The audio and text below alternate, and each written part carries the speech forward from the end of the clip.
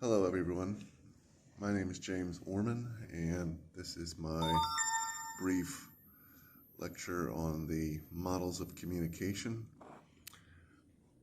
There are three major types or models of communication, and then in total, depending on how you count them, there can be up to 8 or possibly different numbers for them. I'll go through the specific types in a moment. But one thing that I've noticed that you have to remember, in my experience, as we analyze these different models, is that there is two major additional theories of communication that I've found that are very valuable to the student and scholar, and that is one, the hypodermic needle theory, where ideas are actually directly injected into an audience, and also the two-way flow theory is also important, where there is an interaction back and forth between the medium and the audience, and then back to the audience and the medium. And in fact, the meaning and context is all very important and can change. When I did my master's degree thesis on the ethical messages in The Lord of the Rings, I found that most people, in fact, negotiate the meaning of the media that they consume. So the hypodermic needle theory, in my experience, is not really that reflective of what is the reality in the world today, and possibly in the past as well. Doing the research for the thesis, it was found that this is a theory that may or may not be accurate, but as scholars have gone through the decades and applied the theory, this is the hypodermic needle is not necessarily all that reflective of what actually happened. So I'll show the slide now. There are three major types, and those are linear, transactive, and dynamic. I'll go into some details about that. So the first, the linear, is essentially like a one-way road, like I said, and essentially there's a presenter, a speaker, or a medium, which then gives a message, and that is received by the audience without a whole lot of interaction back in the other direction. The second is the transactional or interactive, where it is essentially like an exchange between an audience and the sender of the message, almost like a business transaction in some ways. And we can go into some further details here. The final and most complex is the dynamic, where feedback is important as well as very interactive, such as in this picture of a highway interchange here. So there's a lot of back and forth, a lot of contextual aspects and that sort of thing. One important aspect of analyzing these models is that noise is an interference from the outside, and the communicator and audience do not necessarily receive the messages completely or correctly because of these external factors. So now let's go ahead and run down the specific models.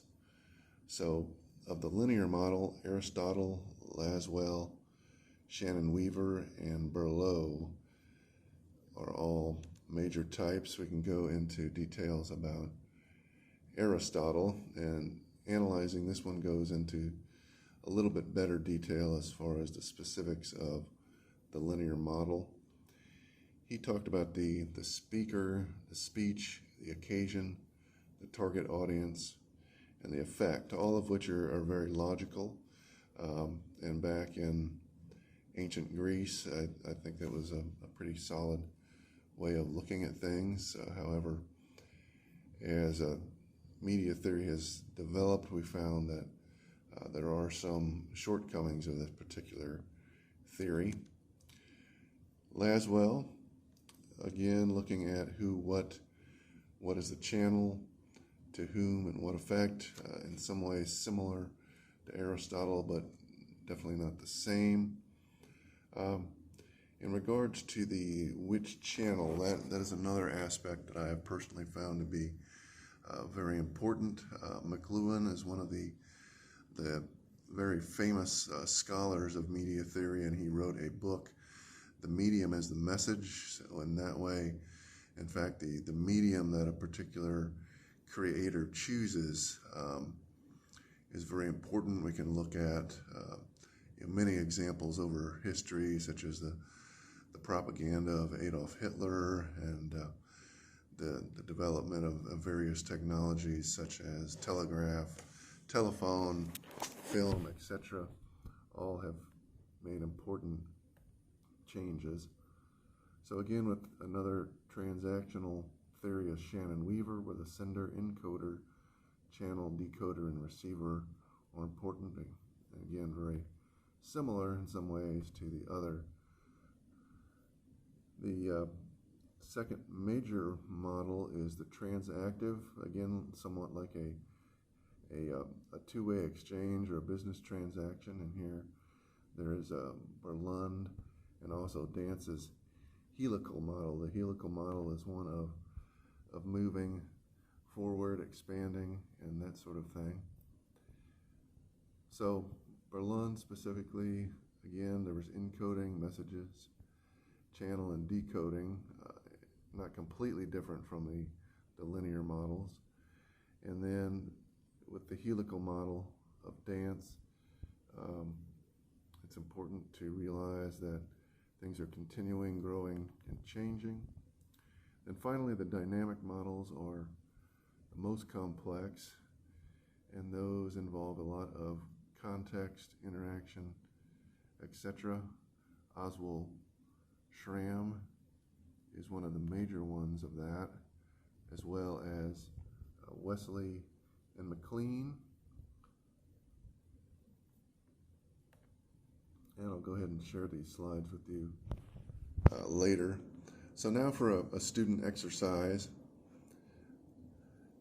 One that I like to do is the just listen, where typically it would have been between two students, where one listens and tries to interpret and then recall the message or the story given by the other student. But I personally have found it better to do it with a group of 4 or 5 students, and there's a speaker, a listener, and then 2 audience members. The speaker gives a message to the listener, and then they then try to interpret and then give feedback as to what the message was, and then the speaker will then correct them to see whether or not they were accurate, and then the audience members will then also contribute, and you can always analyze and see whether or not any of these models apply or do not apply. So finally, I do have some credits. I use Pixabay for some of my pictures, and there are a couple of professional websites that I used as well. So thanks a lot. Those are the major models of communications.